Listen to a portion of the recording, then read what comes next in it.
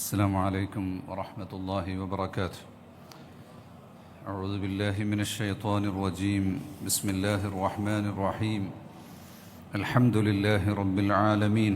اللهم صل على سيدنا محمد وعلى آله وصحبه أجمعين.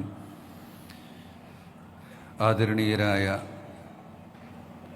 ഉസ്താദുമാർ, ഉലമാ ശിരോമണികൾ, സാദാത്തുക്കൾ, പൗരപ്രമുഖർ, കേരള യാത്ര,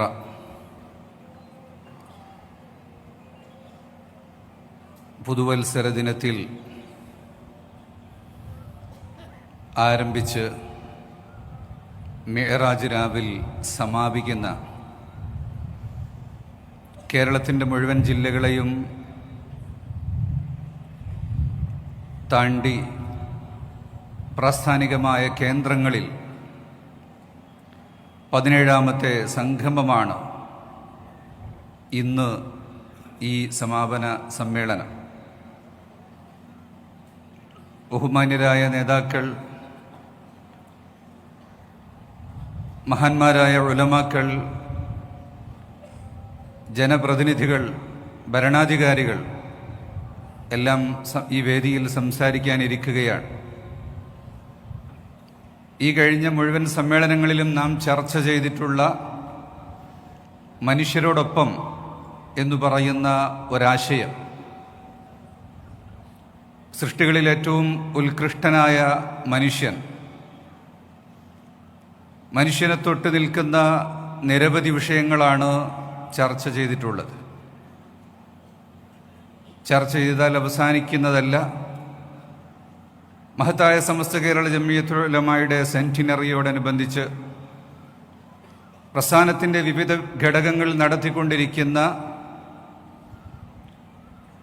ബഹുമുഖ പദ്ധതികളിൽ കേരള മുസ്ലിം ജമാഅത്ത് കേരളത്തിലുടനീളം ഈ വലിയൊരാശയം തട്ടിയുണർത്തി അപാലവൃതം ജനങ്ങളെയും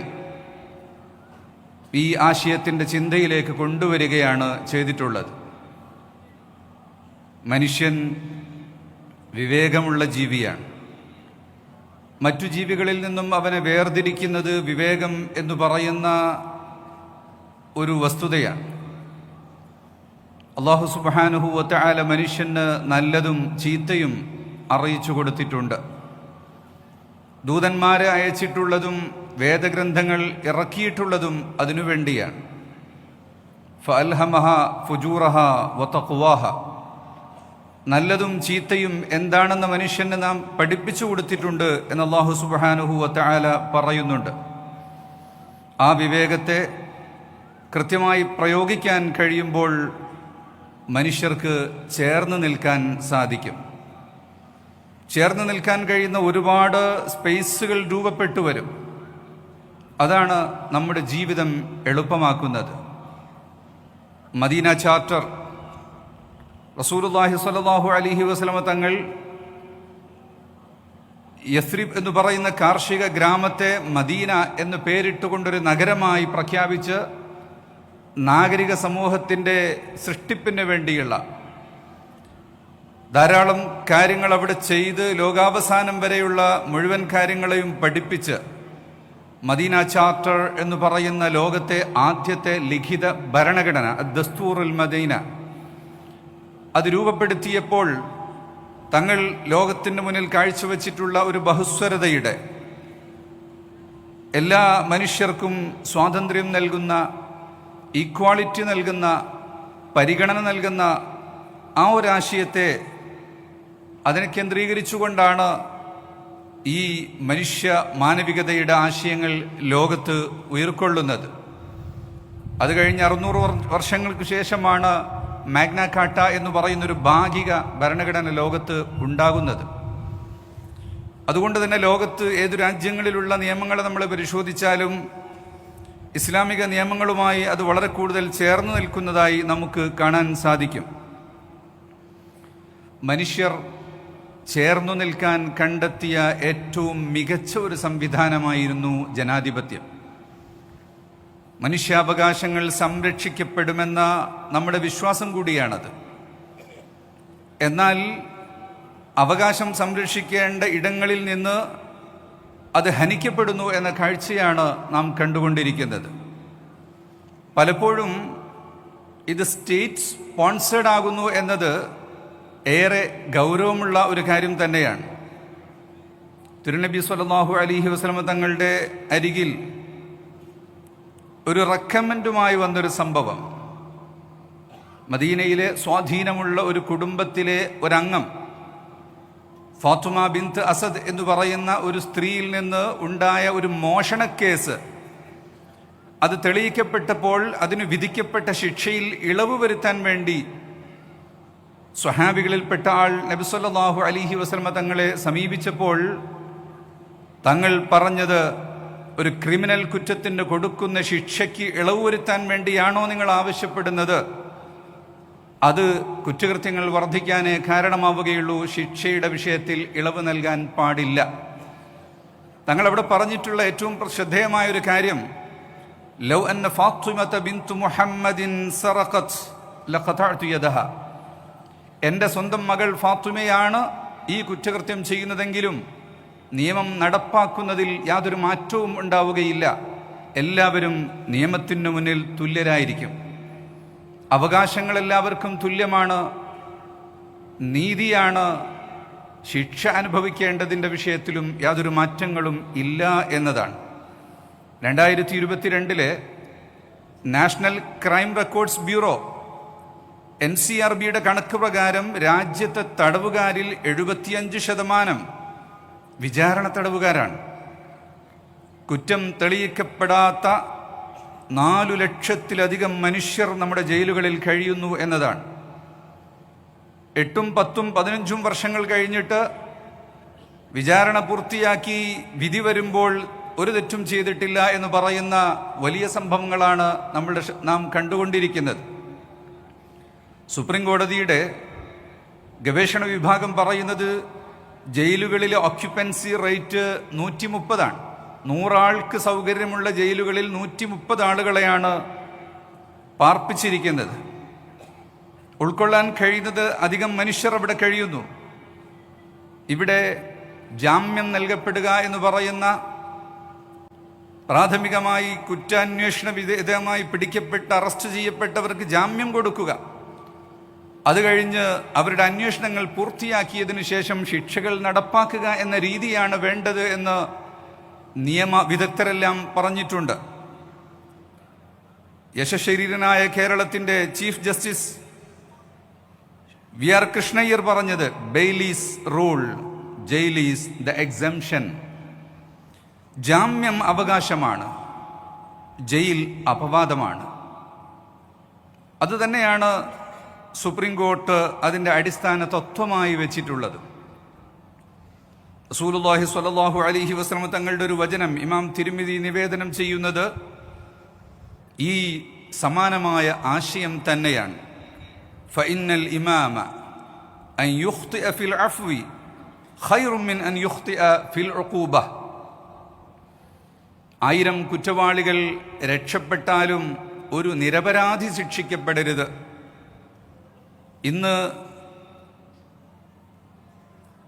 ലോകം നടത്തിക്കൊണ്ടിരിക്കുന്ന പഠനങ്ങളിൽ ഈ ജയിൽവാസം കൊണ്ട് മനുഷ്യർക്ക് മാറ്റം ഉണ്ടാകുന്നുണ്ടോ? ഇത്രയേറെ ആളുകളെ ലോകത്ത് ജയിലിൽ വെച്ചിട്ട് ഇന്ത്യയേക്കാൾ എത്രയോ കൂടുതലാണ് അമേരിക്ക പോലുള്ള രാജ്യങ്ങളിൽ. ജനങ്ങളിൽ മാറ്റമുണ്ടാകുന്നുണ്ടോ?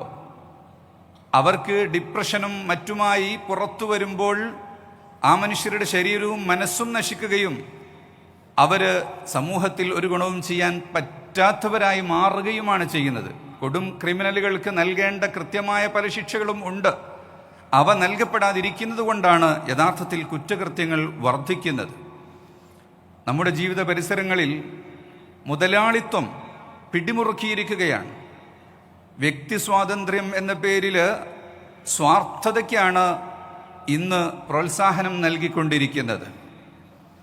ഓരോ മനുഷ്യനും വെറും ലാഭം ലക്ഷ്യം വെച്ചുകൊണ്ട് പ്രോഫിറ്റ് മോട്ടീവായി പ്രവർത്തിക്കുന്ന ഒരു യന്ത്രങ്ങളായി മാറിയിരിക്കുകയാണ്. സഹജീവിയോടുള്ള കരുണയല്ല, സ്വന്തം വളർച്ച മാത്രമാണ് ക്യാപിറ്റലിസത്തിൻ്റെ തത്വം. സേവനങ്ങളിൽ എവിടെയും ഒരു മനുഷ്യൻ്റെ ജീവിതം നടന്നു പോകുന്നുണ്ടോ, മനുഷ്യൻ്റെ ജീവിതത്തിന് അത് അനുഗുണമാകുന്നുണ്ടോ എന്ന് ചിന്തിക്കുന്നതിന് പകരം സ്വന്തം ശരീരത്തെപ്പോലും കൃത്യമായി അളന്നു തിട്ടപ്പെടുത്തി എത്ര വിലയ്ക്കു വിൽക്കാമെന്ന് പരിശോധിക്കുന്ന ഒരു ലോകം. ഇവിടെ നാം കാണേണ്ട ഒരു കാര്യം, അബ്ദുറഹ്മാൻ ഇബ്നു ഔഫ് റളിയല്ലാഹു അൻഹു, തിരുനബി സല്ലല്ലാഹു അലൈഹി വസല്ലം തങ്ങളുടെ ഏറ്റവും അടുത്ത സ്വഹാബികളിൽപ്പെട്ട മഹാനവറുകൾ, മദീനയിൽ ഭക്ഷ്യക്ഷാമമുണ്ടായ സമയത്ത് മഹാനവറുകളുടെ 100-ലധികം ഒട്ടകങ്ങളുമായി വലിയ ചരക്ക് വ്യൂഹം സഞ്ചരിക്കുകയാണ്. ആയിഷ ബീവി റളിയല്ലാഹു അൻഹ തമാശയിൽ പറഞ്ഞു, ഇതെല്ലാം കൊണ്ടായിരിക്കാം ഒരുപക്ഷെ സ്വർഗത്തിലേക്ക് പോകുന്നത്. ആ സമയത്ത് ഇബ്നു ഔഫ് റളിയല്ലാഹു അൻഹു പറഞ്ഞു, അമാ ഇന്നി ലവിസ്തതഅത് ലദഖൽതുഹാ ഖായിമൻ, ഞാൻ ഈ സ്വർഗത്തിലേക്ക് നടന്നുകൊണ്ട് തന്നെ പോകും. ഫജഅലഹാ ബിഅഹ്മാലിഹാ വഅഖ്താബിഹാ വഅഹ്ലാസിഹാ ഫീ സബീലില്ലാഹി അസ്സ വജൽ. എങ്ങനെയാണ് ഇത്രയും വലിയ ചരക്ക് കൊണ്ട് നടക്കുന്നൊരു വ്യാപാരി സ്വർഗത്തിലേക്ക് പോകുന്നത്? ക്ഷാമകാലത്ത് അത് മുഴുവനും ജനങ്ങൾക്ക് വേണ്ടി അങ്ങ് മാറ്റിവെക്കുകയാണ്. എന്താണ് മനുഷ്യരോട് നാം പെരുമാറേണ്ടത്? എങ്ങനെയാണ് നിന്നോട് പെരുമാറേണ്ടത്? ആ രീതിയിൽ തന്നെ നീ അങ്ങോട്ടും പെരുമാറണം എന്നാണ് ഇന്ന് ലോകം വളരെ കൃത്യമായി പ്രത്യേകമായി പരിഗണിക്കുന്ന തത്വങ്ങളിൽ ഗോൾഡൻ റൂൾ എന്ന് പറഞ്ഞിട്ട് വിളിക്കുന്നത്. Treat others as you would like to be treated. ഈ ഒരു ആശയമാണ് റസൂലുള്ളാഹി സ്വല്ലല്ലാഹു അലൈഹി വസല്ലം തങ്ങൾ പഠിപ്പിച്ചത്. നിന്റെ കാര്യം മാത്രം നോക്കിയാൽ പോരാ. ലാ യുഅ്മിനു അഹദുക്കും ഹത്താ യുഹിബ്ബ ലി അഖീഹി മാ യുഹിബ്ബു ലി നഫ്സിഹി. തൻ്റേതുപോലെ തന്നെ മറ്റുള്ളവരുടെയും വിഷയങ്ങൾ പരിഗണിക്കണം എന്നതാണ്. കേവലം ഒരു വിപണന ഉപകരണമായിരുന്ന, ഒരു മാർക്കറ്റിംഗ് ടൂളായിരുന്ന മാർക്കറ്റ് എക്കോണമിയിൽ നിന്നും മാറി ജീവിതം മുഴുക്കെ വിപണിയായി മാറുന്ന ഒരു മാർക്കറ്റ് സൊസൈറ്റിയായിട്ടാണ് നമ്മൾ മാറിക്കൊണ്ടിരിക്കുന്നത്. മനുഷ്യൻ്റെ ജീവനേക്കാൾ ഇൻഡസ്ട്രിയൽ ഔട്ട്പുട്ടിനാണ് പ്രാധാന്യം. മൃഗങ്ങളെ അറുക്കുന്ന സ്ലോട്ടർ ഹൗസിലെ യന്ത്രത്തിൽ കൺവെയർ ബെൽറ്റിൽ കയറിപ്പോയ മനുഷ്യനെ സ്വിച്ച് ഓഫ് ചെയ്തുകൊണ്ട് രക്ഷപ്പെടുത്താൻ വേണ്ടി അധികാരികളിൽ നിന്ന് കൃത്യമായ അനുവാദം കിട്ടുന്നതുവരെ അദ്ദേഹത്തെ രക്ഷപ്പെടുത്താൻ വേണ്ടി സ്വിച്ച് ഓഫ് ചെയ്യാൻ സാധിക്കുകയില്ല എന്നതുകൊണ്ട് ആ പെർമിഷന് പിന്നാലെ പോയി പെർമിഷൻ കിട്ടി വരുമ്പോൾ ആ ബെൽറ്റിൽ കയറിയ മനുഷ്യൻ അറുത്ത് മുറിച്ച് പാക്ക് ചെയ്ത് പോത്തിൻ്റെ കൂട്ടത്തിൽ പുറത്തേക്ക് വരുന്നൊരു കാലമാണ്. അവിടെ ഒരു മനുഷ്യൻ്റെ ജീവനാണല്ലോ എന്ന് സ്വയം ചിന്തിക്കാനുള്ള ഒരു അധികാരം ഒരു ഉദ്യോഗസ്ഥന് നൽകപ്പെടാത്ത ഒരു കാലം. ഭക്ഷണം മനുഷ്യൻ്റെ അടിസ്ഥാന അവകാശമാണ്. എന്നാൽ രോഗരാഷ്ട്രങ്ങൾ വിലക്കിയ DDT എന്ന് പറയുന്ന കീടനാശിനി ഉൽപ്പാദിപ്പിക്കുന്ന ഏക രാജ്യമാണ് ഇന്ന് ഇന്ത്യ. അത് ഉൽപ്പാദിപ്പിക്കപ്പെടുന്നത് എന്താവശ്യത്തിനു വേണ്ടിയാണെന്ന് പറയുന്നുണ്ടെങ്കിലും നമ്മുടെ കൃഷിഭൂമികളിലേക്ക് അതിറങ്ങി വരുന്നുണ്ട്. സർക്കാർ കണക്കനുസരിച്ച് തന്നെ 2.8% ഭക്ഷ്യ സാമ്പിളുകളിൽ വിനാശകരമായ കീടനാശിനികളുണ്ട്. 40% ചിക്കൻ സാമ്പിളുകൾ അപകടകരമായിട്ടാണ് പരിശോധനയിൽ നിന്ന് കണ്ടെത്തിയിട്ടുള്ളത്. ലോകബാങ്കിന്റെ കണക്ക് പ്രകാരം ഇന്ത്യയിലെ 1.6 കോടി ജനങ്ങൾക്ക് ഇപ്പോഴും കുടിവെള്ളം ലഭ്യമല്ല എന്നാണ്. ശ്വസിക്കുന്ന വായു പോലും വിൽക്കപ്പെടുന്നുണ്ട്. ഇന്ത്യയിലെ ഏറ്റവും ക്ലീൻ സിറ്റിയായി കഴിഞ്ഞ ഏതാനും വർഷങ്ങളിൽ തുരുതുരെ അവാർഡ് വാങ്ങിക്കൊണ്ടിരിക്കുന്ന ഇൻഡോർ നഗരം, അവിടുത്തെ വായു ഇന്ന് വളരെ സിവിയർ അവസ്ഥയിലേക്ക് മാറിയിരിക്കുന്നു എന്നാണ്. അവിടെയുള്ള കോർപ്പറേഷൻ നൽകുന്ന വെള്ളം കുടിച്ചതിൻ്റെ പേരിൽ ധാരാളം ആളുകൾക്ക് രോഗം വരികയും 8 ആളുകൾ മരിക്കുകയും ചെയ്തു എന്നതിൻ്റെ പേരിൽ ഇൻഡോർ നഗരത്തിൽ ഇന്ന് ജനങ്ങൾ തെരുവിലിറങ്ങിയിരിക്കുകയാണ്.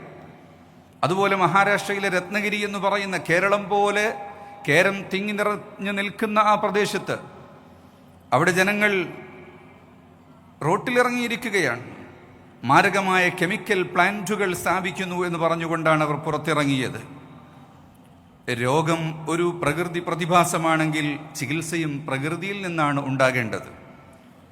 എന്നാൽ ഇന്നത്തെ ഫാർമസ്യൂട്ടിക്കൽ മേഖല ചികിത്സയെ കച്ചവടമാക്കി മാറ്റിയെന്ന് പറഞ്ഞാൽ ഇന്ത്യ ലോകത്തിൻ്റെ ഫാർമസി ഓഫ് ദി വേൾഡ്, ലോകത്തിൻ്റെ മരുന്ന് ഷോപ്പാണ് ഇന്ത്യ എന്ന് പറയുമ്പോൾ അഭിമാനം കൊള്ളുകയല്ല, മറിച്ച് ആശങ്കകൾ ഉയരുകയാണ് വേണ്ടത്.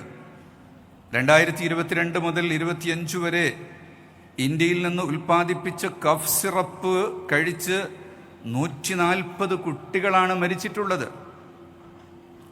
ഇന്ത്യയിൽ ചികിത്സാരംഗത്ത് വരുന്ന ചെലവ് 14% ഓരോ വർഷവും കൂടി വരുന്നത്. എന്താണ് ഇതിൻ്റെ കാരണം? ക്വാളിറ്റിയേക്കാൾ ബ്രാൻഡിനാണ് പ്രാധാന്യം. നിങ്ങൾക്കെല്ലാവർക്കും അറിയാം, സമീപകാലത്ത് കേരളത്തിലെ ഒട്ടുമിക്ക വലിയ ആശുപത്രികളും മൾട്ടിനാഷണൽ കമ്പനികൾ പർച്ചേസ് ചെയ്തു കഴിഞ്ഞു. ഇതൊരു ദിവസമുണ്ടായ കച്ചവടമല്ല. ഈ നാട്ടിലെ ജനങ്ങളുടെ സ്വഭാവം, തലവേദന വന്നാൽ സൂപ്പർ സ്പെഷ്യലിസ്റ്റിനെ മാത്രം കാണിക്കുക, MRI സ്കാൻ ചെയ്യുക, ICUവിൽ കിടക്കുക എന്ന് പറയുന്ന, അതിന് യാതൊരു തടസ്സവുമില്ലാതെ ചികിത്സയ്ക്ക് വേണ്ടി തയ്യാറാകുന്ന മനുഷ്യന്റെ ശീലം കണ്ടുകൊണ്ടാണ് MNCകൾ നമ്മുടെ നാട്ടിലേക്ക് കടന്നു വന്നത്. ഇപ്പോൾ തന്നെ സംഭവിച്ചത് എന്താണ്? മരുന്നിന്റെ വില എന്ന് പറഞ്ഞാൽ 10 മുതൽ 700% വരെ വാരിയേഷനാണ്. ഒരേ മരുന്നിന് അതിൻ്റെ പാക്കറ്റും കളറും മാറുന്നതനുസരിച്ച് 700 ഇരട്ടി വരെയാണ് വ്യത്യാസം വരുന്നത്. വലിയ ഹോസ്പിറ്റലുകളിൽ ചിലയിടങ്ങളിൽ ഈ അടുത്ത ദിവസം തന്നെ ബ്രാൻഡുകൾ മാറ്റിയിട്ട് ഏറ്റവും വലിയ റിനോൺഡ് ബ്രാൻഡുകൾ മാത്രം കൊണ്ടുവന്നു. സാധാരണക്കാരൻ്റെ പ്രമേഹത്തിൻ്റെയും അലർജിയുടെയും രക്തസമ്മർദ്ദത്തിൻ്റെയും അമ്ലത്വത്തിൻ്റെയുമൊക്കെ ചികിത്സയ്ക്ക് വേണ്ടി ഉപയോഗിക്കുന്ന, സാധാരണക്കാരന് വേണ്ടി ഉപയോഗിക്കുന്ന മരുന്നുകൾ 10 രൂപയ്ക്കും കിട്ടും, 700 രൂപയ്ക്കും കിട്ടും. അതിലേറ്റവും മുന്തിയത് മാത്രം വെച്ചുകൊണ്ട് ഫാർമസികളെ മാറ്റുകയാണ്. മനുഷ്യനാണ് ഇവിടെ ചൂഷണം ചെയ്യപ്പെടുന്നത്. കണക്കുകൾ പറയുന്നത് ഈ മരുന്ന് കമ്പനികൾ വരുമാനത്തിൻ്റെ 20% മാർക്കറ്റിങ്ങിനാണ് ഉപയോഗിക്കുന്നത്. യഥാർത്ഥത്തിൽ ഗവേഷണത്തിന് വേണ്ടി ഉപയോഗിക്കേണ്ടതിന് പകരം മാർക്കറ്റിങ്ങിന് വേണ്ടി ഉപയോഗിക്കുമ്പോൾ ഡോക്ടർമാർക്ക് പ്രോത്സാഹനം നൽകാനും ഫാർമസികളെ ഉത്തേജിപ്പിക്കാനും കൂടുതലായി ഈ മരുന്നുകൾ ചെലവഴിക്കാൻ വേണ്ടിയുമാണ് ഉപയോഗിക്കുന്നത്. അതുതന്നെയാണ് ഇത്തരം ആശയങ്ങൾക്ക് പിന്നിലുള്ള കാരണം. അറിഞ്ഞോ അറിയാതെയോ മെഡിക്കൽ ഇൻഷുറൻസും ഇതിനൊരു കാരണമായി വരുന്നുണ്ട്. ഇൻഷുറൻസ് കിട്ടിയാൽ എല്ലാമായി എന്നൊരു ചിന്ത ജനങ്ങളിൽ കടന്നുകൂടിയിട്ടുണ്ട്. തവക്കുലിൻ്റെ മനോഭാവം ഇല്ലാതാകാൻ ഇത് കാരണമായി തീരുന്നുണ്ട്. യഥാർത്ഥത്തിൽ ഇൻഷുറൻസ് കിട്ടിയാലും പരിഹാരമാകുന്നില്ല എന്നതാണ് സത്യം. എന്ന് പറഞ്ഞാൽ മിസ്സിംഗ് മിഡിൽ കാറ്റഗറി എന്ന് പറയുന്നൊരു വിഭാഗമുണ്ട്. അവർ പ്രധാനമന്ത്രിയുടെ PMJY പദ്ധതിയുടെ ആനുകൂല്യം ലഭിക്കാൻ പറ്റിയ ദരിദ്രരല്ല. എന്നാൽ പണം കൊടുത്തു വാങ്ങുന്ന ഇൻഷുറൻസിന് പണമടക്കാനുള്ള കഴിവുള്ളവരുമല്ലാത്ത ഒരു അതിൻ്റെ ഇടയ്ക്കുള്ളൊരു വിഭാഗമുണ്ട്. അവർക്ക് ഈ വലിയ ചിലവിൽ സഹിച്ചുകൊണ്ട് VIP-കളുടെ ചികിത്സകൾ തേടേണ്ടി വരുന്നൊരവസ്ഥയിലേക്കാണ് നമ്മുടെ നാട് പോകുന്നത്. ആരോഗ്യമേഖലയിൽ ധനസഹായം ലഭിക്കുന്ന ദരിദ്രരും അവർക്കും ഈ ചൂഷണങ്ങളിൽ നിന്ന് രക്ഷപ്പെടാൻ കഴിയുകയില്ല. കാരണം ഇവിടെ ഔട്ട് ഓഫ് പോക്കറ്റ് എക്സ്പെൻസസ് എന്ന് പറയുന്ന, സ്കൂളിൽ ഒരു കുട്ടിയെ ചേർത്ത് ഫീസൊക്കെ അടച്ചാലും ആഴ്ചയിലും പുതിയ പുതിയ ഫീസുകൾ കൊടുക്കേണ്ടി വരും.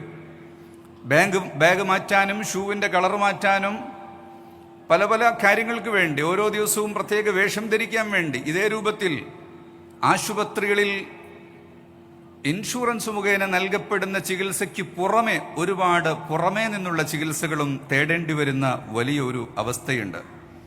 അപ്പം ഇൻഷുറൻസ് കൊണ്ടും ദുരിതം തീരുന്നില്ല എന്ന് തന്നെയാണ് സത്യം. നമ്മളിൽ നിന്നും അകന്നു പോകുന്ന മനുഷ്യരെക്കുറിച്ചാണ് നമ്മളിവിടെ ചർച്ച ചെയ്യുന്നത്. അവരെ കൂടി ചേർത്തു പിടിക്കുമ്പോഴാണ് മനുഷ്യർക്കൊപ്പം എന്ന് പറയുന്ന ആശയം പൂർണ്ണമാകുന്നത്. ആധുനികതയുടെ അതിപ്രസരം കാരണം നമുക്ക് നമ്മുടെ മൂല്യങ്ങൾ ഓരോന്നായി ചോർന്നു പോവുകയാണ്. മാറ്റങ്ങൾ ഉണ്ടാകണമെങ്കിൽ നമുക്ക് പൗരത്വ ബോധമുണ്ടാകണം. ഒന്ന്, നമ്മുടെ ശരീരത്തെ തന്നെ നാം ശ്രദ്ധിക്കണം. സ്വന്തമായി ആരോഗ്യത്തെ കാക്കുന്ന രീതി ഉണ്ടാകണം.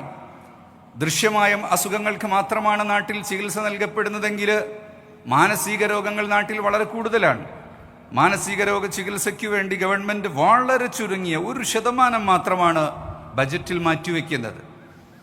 മാനസിക രോഗത്തിൽ 80% ആളുകളും ചികിത്സിക്കുന്നില്ലെന്നാണ്. ചിലർക്ക് അങ്ങനെ ചികിത്സിക്കുന്നത് അന്ധവിശ്വാസമാണ് എന്ന ഒരു അന്ധവിശ്വാസം ഉണ്ട്. മറ്റു ചിലർക്കതൊരു അപമാനമാണ് എന്ന തോന്നലുണ്ട്. മനുഷ്യരുടെ സ്വകാര്യതയിലേക്കുള്ള കടന്നുകയറ്റം, അതുപോലെ മാന്യമായ ഭാഷകൾക്ക് പകരം കുറ്റപ്പെടുത്തലുകളും തെറ്റായ ഭാഷാ പ്രയോഗവും ഇങ്ങനെയെല്ലാം ഉള്ള നൂറുകൂട്ടം പ്രശ്നങ്ങളാണ് നമുക്കിടയിലുള്ളത്. കഴിഞ്ഞ ദിവസങ്ങളെല്ലാം നമ്മൾ ചർച്ച ചെയ്തു വന്ന അത്തരം വിഷയങ്ങളെല്ലാം ചേർത്തുകൊണ്ടാണ് ഇന്നിവിടെ മുഖ്യമന്ത്രിക്കും പ്രതിപക്ഷ നേതാവിനും നമ്മുടെ വികസന രേഖ സമർപ്പിക്കപ്പെടുന്നത്. വരും ദിവസങ്ങളിലെ ചർച്ച, അതിനെ ആസ്പദിച്ചുകൊണ്ടുള്ള ചർച്ചകളാണ് ഇനി കേരളം സാക്ഷ്യം വഹിക്കാൻ പോകുന്നത്. ജനറേഷൻ ഗ്യാപ്പ്, പ്രായം ചെന്ന ആളുകളുടേത് തന്ത വൈബ്, അവരുടെ ഭാഷയും സംസാരവും പ്രവർത്തനവും ഒക്കെ തന്ത വൈബ് എന്നാണ് കുട്ടികൾ പറയുന്നത്. കുട്ടികൾ ജൻസിയാണ്, അവരൊന്നിനും കൊള്ളൂല എന്നുമാണ് പറയുന്നത്. മല്ലം യുവഖിർ കബീറന വലം യർഹം സഗീറന, വലിയവരെ ചേർത്തു പിടിക്കണം, കുട്ടികളെ അണച്ചു പിടിക്കണം എന്ന തിരുനബി സല്ലല്ലാഹു അലൈഹി വസല്ലം തങ്ങളുടെ ആ ഒരു സന്ദേശം എത്രമാത്രം ഇക്കാലത്ത് പ്രസക്തമാണ് എന്ന് നമുക്ക് ചിന്തിക്കാൻ കഴിയും. അതുകൊണ്ട് നമുക്ക് ഈ മഹത്തായ പ്രസ്ഥാനം മുന്നോട്ട് വച്ചിട്ടുള്ള ഈ ഒരു ആശയം ഇവിടുത്തെ മുഴുവൻ ജനങ്ങളെയും തട്ടി ഉണർത്തിയിട്ടുണ്ട്. എല്ലാ ജാതി മതസ്ഥരും ആ ആശയത്തിനു പിന്നാലെ വന്നിട്ടുണ്ട്. ഈ ചർച്ചകൾ മുന്നോട്ട് കൊണ്ടുപോകണം. ആവശ്യങ്ങൾ ഒരുപാട് മുന്നിൽ പറയുമ്പോൾ ഏതെങ്കിലും ഗവൺമെൻറ് ചെയ്തു തീർക്കേണ്ടതാണ്, അല്ലെങ്കിൽ ഗവൺമെൻറ് ചെയ്യാത്ത കുറ്റമാണ് എന്നുള്ള ഒരു ധാരണ സാധാരണ ചില ആളുകൾക്കുണ്ട്. യഥാർത്ഥത്തിൽ ഇത് നമ്മുടെ എല്ലാം ആവശ്യമായിട്ടാണ് ഈ പ്രസ്ഥാനം ഉയർത്തുന്നത്. ഗവൺമെൻറ് ഒരുപാട് ചെയ്തിട്ടുണ്ട്, ഇനിയുമേറെ ചെയ്യേണ്ടതുണ്ട്. അതേപ്രകാരം തന്നെ നാം ചെയ്യേണ്ടതുണ്ട്. ഓരോ പ്രസ്ഥാനങ്ങൾക്കും ചെയ്യാൻ കഴിയും.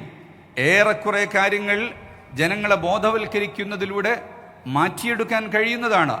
അതിനുവേണ്ടിയാണ് ഇത്രയും മഹാപണ്ഡിതന്മാർ വലിയൊരു വ്യൂഹം തന്നെ ഇത്രയും ദിനം സമ്പൂർണമായി ഈ ഒരു യാത്രയ്ക്ക് വേണ്ടി ചെലവഴിച്ചത്. ഈ ഒരു ആശയം നമ്മൾ ഓരോരുത്തരും നെഞ്ചേറ്റിക്കൊണ്ട് സമൂഹത്തിൽ പരിവർത്തനമുണ്ടാക്കുന്നതിന് വേണ്ടി, മനുഷ്യപ്പറ്റുള്ള സ്നേഹം നിലകൊള്ളുന്ന, കുടുംബങ്ങളിൽ കലഹങ്ങളില്ലാത്ത, നാട്ടിൽ സ്പർദ്ധയില്ലാത്ത ഒരു സമൂഹം ഉണ്ടാകുന്നതിന് വേണ്ടിയുള്ള ഒരു പുറപ്പാടിൻ്റെ ഒരു ആവിഷ്കാരമാണ് യഥാർത്ഥത്തിൽ കേരള യാത്രയിലൂടെ സാധ്യമായിട്ടുള്ളത്. മഹത്തുക്കളായ നേതാക്കൾ വിശദമായി നമ്മോട് സംസാരിക്കാനിരിക്കുന്നു. വാക്കുകൾ അവസാനിപ്പിക്കുന്നു.